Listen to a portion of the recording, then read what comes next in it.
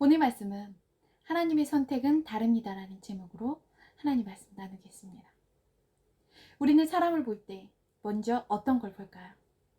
성격은 어떤지, 어떤 직업을 가졌는지, 과거에 무엇을 했는지, 어떻게 살아왔는지 등등의 기준으로 사람을 알게 되고 판단하게 됩니다. 그 사람이 혹 실수한 과거가 있어. 그러므니 우리는 저 사람은 안 될 거야. 저 사람은 하나님께 쓰임받을 수 없어. 라고 쉽게 결론을 내리기도 하는데요. 하나님은 그런 우리의 기준으로 사람을 선택하지 않으십니다. 하나님의 기준은 틀립니다. 사람의 믿음과 중심을 보시는 하나님은 그 사람의 과거나 신분을 보지 않으시는데요. 오늘 말씀을 통해 하나님의 선택은 사람의 선택과 얼마나 다른지, 그리고 하나님께서 어떤 사람을 귀하게 사용하시는지 함께 은혜를 나누고자 합니다. 오늘 본문 말씀에는 기생 라합이라는 한 여인이 등장합니다. 라합은 여리고성에 살던 기생이었습니다. 당시 사람들의 눈에는 천대받고 무시받던 직업이었고 하나님을 알지 못하는 이방 여인이었습니다. 그러나 라합은 이스라엘 하나님께서 홍해를 가르시고 여러 나라를 이기게 하셨다는 소문을 듣고 여호와 하나님이 참 하나님이심을 믿게 되었는데요. 어느 날 이스라엘의 정탐꾼 두 사람이 여리고 성에 들어왔습니다. 라합은 자신의 생명을 걸고 그들을 집에 숨겨주며 정탐꾼들에게 부탁을 했습니다. 여호와께서 이 땅을 당신들에게 주실 것을 믿습니다. 이 성이 무너질 때 나와 우리 가족을 살려주십시오. 정탐꾼들은 라합과 약속했습니다. 우리가 이 성을 공격할 때 붉은 줄을 창문에 매달고 부모와 형제와 온 가족을 집안에 모아두라. 그 집안에 있는 사람은 모두 살려주겠다. 라합은 그 약속을 믿고 여리고 성이 함락당하던 날 붉은 줄을 창문에 매달았고 가족들을 집안으로 다 불러 모았습니다. 마침내 하나님께서 여리고 성을 무너지게 하셨고 정탐꾼들은 라합의 집으로 가서 라합과 가족들을 모두 안전하게 데리고 나왔습니다. 여리고 성은 모두 무너지고 불탔지만 하나님께서 약속하신 대로 라합과 그의 가족은 모두 구원을 받았는데요. 이후 라합은 살몬과 결혼함으로 다윗의 증조할머니가 되며 예수님의 족보에 기록되는 놀라운 은혜를 입었는데요. 라합은 정탐꾼들을 지붕에 숨긴 뒤 군사들이 그들을 찾을 때 먼저 떠났다고 거짓말을 하고 숨겨주고 이들이 도망갈 시간을 벌어준 건데요. 당시 고대 가나안의 국가에서는 적국을 돕는 행위는 반역죄에 해당하는 매우 중대한 관습법률로 참수형이나 교수형 등 가족까지 함께 처벌하는 그 연좌적 처벌 등을 받을 수 있었어요. 그럼에도 라합은 용기 있게 적국의 정탐꾼들을 숨겨준 것인데요. 우린 여기서 살펴보고 갈 수 있어요. 기독교에는 거짓말해도 될까요? 원칙적으로 안 되겠죠. 하나님 거짓을 기뻐하지 않으시며 성경은 거짓 증거와 거짓을 경계하니까요. 하지만 라합의 경우는 다르죠. 자신의 이익을 위해 거짓말한 것이 아니라 하나님 편에 서서 생명을 보호하기 위해 행동한 것이니까요. 성경은 라합의 거짓말을 칭찬한 것이 아니라 하나님 편에 선 믿음을 칭찬하는 것인데요. 선의의 거짓말이라고도 하죠. 저도 가만 생각해 보면 선의의 거짓말을 좀 했던 것 같아요. 나를 위해서이기도 하지만 상대방을 위해서.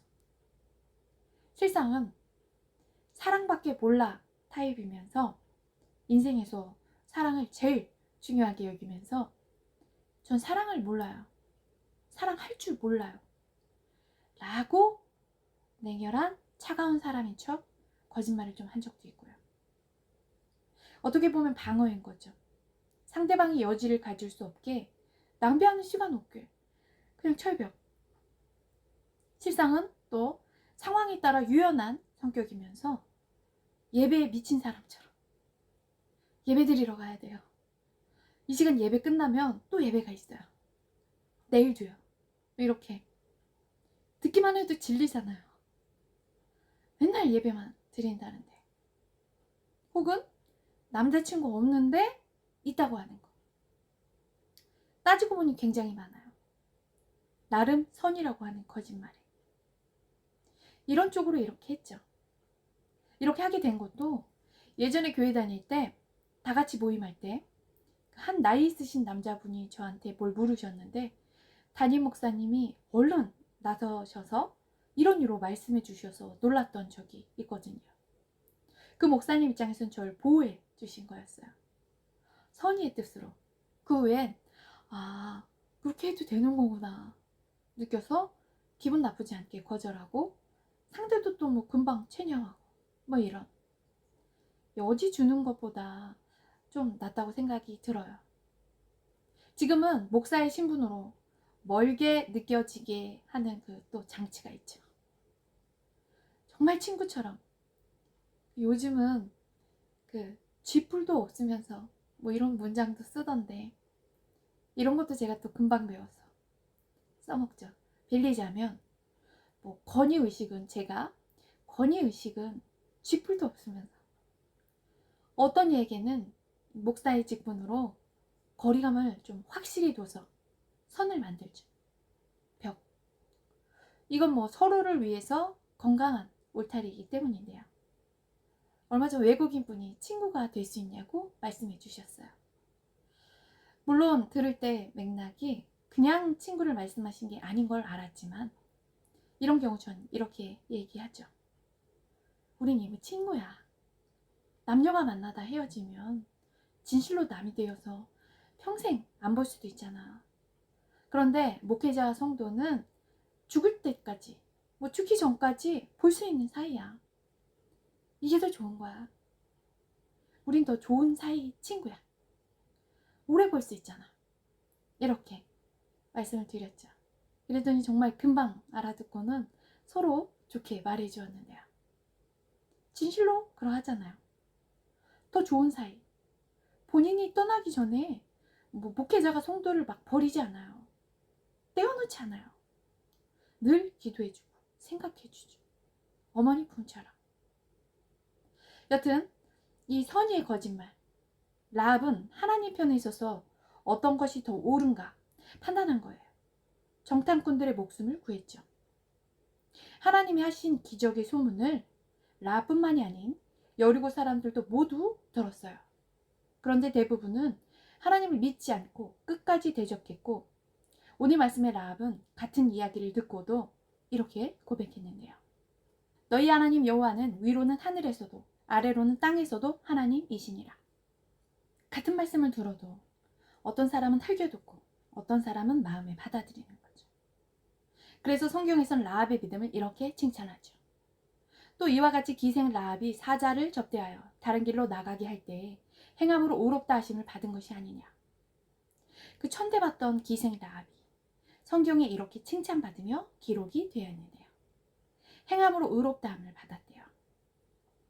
오늘은 이렇게 말씀에 근거한 우화 한 가지를 소개시켜 드리려 합니다. 세 그루의 나무가 있었어요. 첫 번째 나무는 이렇게 꿈꾸었습니다. 나는 세상에서 가장 아름다운 보물상자가 되어 금과 보석을 담고 싶어. 시간이 흘러 나무는 베어졌고 나무가 꿈꾸던 화려한 보물상장이 아니라 짐승들의 먹이를 담는 작은 말구유가 되었습니다. 나무는 너무 실망했고 그러던 어느 날 밤 그 말구유에 아기 예수님이 누우셨습니다. 그 순간 그 평범한 구유는 세상의 어떤 보물상자보다 귀한 하나님의 아들을 모시는 자리가 되었는데요. 두 번째 나무의 꿈은 이거였어요. 나는 왕을 태우는 가장 크고 멋진 배가 되고 싶어. 하지만 실제로는 갈릴리 바다에서 고기를 잡는 작은 어선이 되었는데요. 그러던 어느 날 그 배에는 예수님과 제자들이 탔습니다. 폭풍이 몰아쳐 모두가 두려워할 때 예수님은 말씀하셨습니다. 잠잠하라. 그러니 바다가 잔잔해졌죠. 그 배는 왕을 태운 정도가 아니라 만왕의 왕이신 예수님을 태운 배가 된 거였어요. 세 번째 나무는 베어지는 것이 싫었습니다. 나는 산 위에 서서 언제나 하나님을 바라보고 싶어. 그러나 그 꿈은 무너지고 결국 나무는 베어진 뒤 창고에 버려지고 말았어요. 얼마나 슬플까요?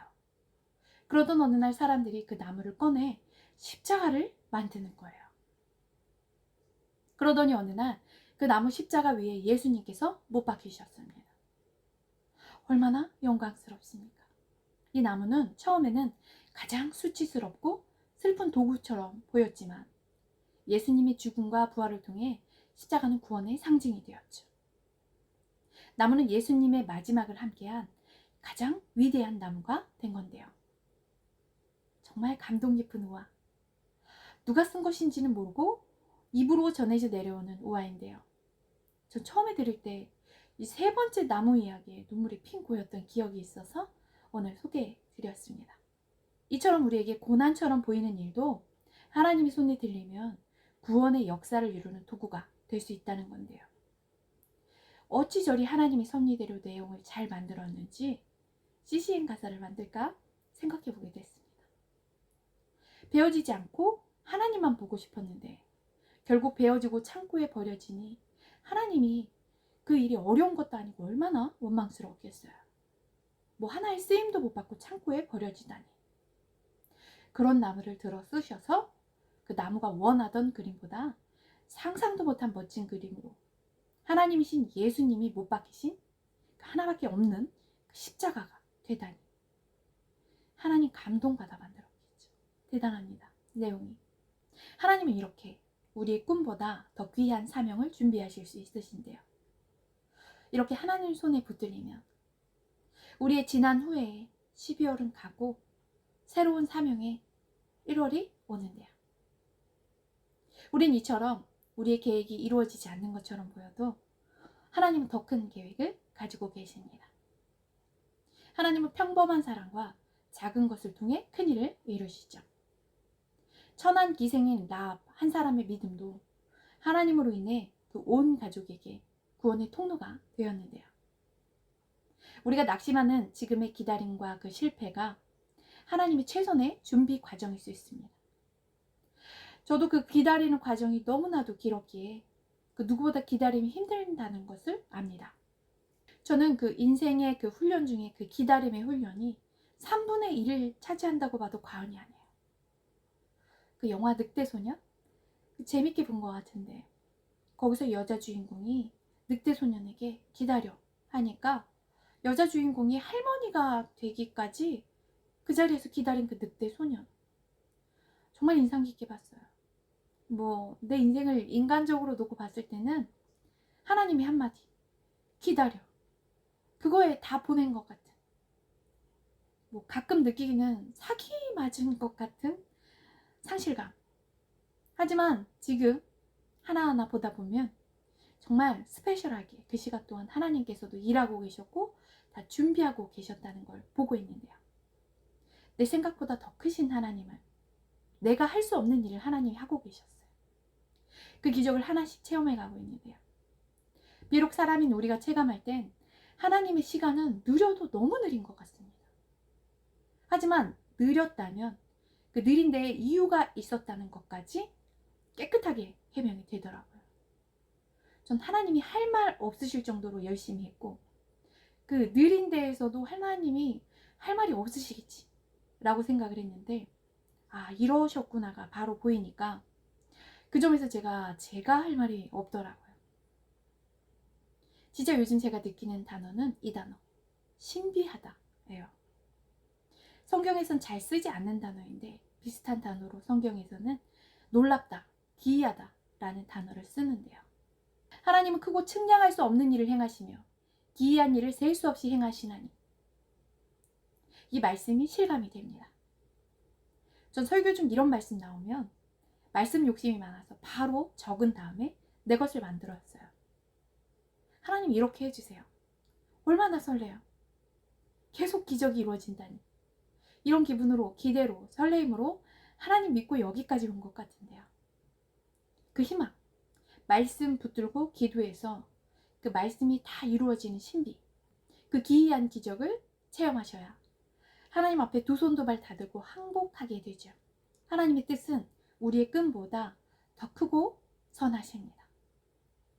하나님은 늘 뭐 평안, 행복만 주시는 하나님이 아니세요. 의인은 고난이 많다는 말씀이 있습니다. 하나님은 아프게 하시다가 싸매시며 상하게 하시다가 그 손으로 고치시나니 우리를 찢으셨으나 도로 낫게 하실 것이요 우리를 치셨으나 싸매어 주실 것임이라. 아프게 하고 찢으신대요. 고통을 허락하시는 거죠. 이유 있는 고난. 전 고난 받을 때 튀김이 된 기분이었어요. 치킨, 후라이드, 찢기고 튀겨지고 힘들었습니다. 그러면서 새 불이, 새 발톱이 났죠. 하나님의 계획이 우리의 꿈과 다를 수 있습니다. 그러나 더 크고 아름답게 이루어진다는 교훈들. 오늘 그것을 새 그루의 나무로 보았고, 오늘 본문에 나오는 기생 라합도 사람들은 그가 기생인 것, 그 신분을 보았지만 하나님 그의 믿음을 보시고 천하다는 그 기생을 예수님의 족보에까지, 예수님의 조상이 되는 큰 은혜에 쓰임받는 그 인물로 선택하셨습니다. 하나님의 선택은 이와 같이 우리의 선택과 다릅니다. 말씀을 맺습니다.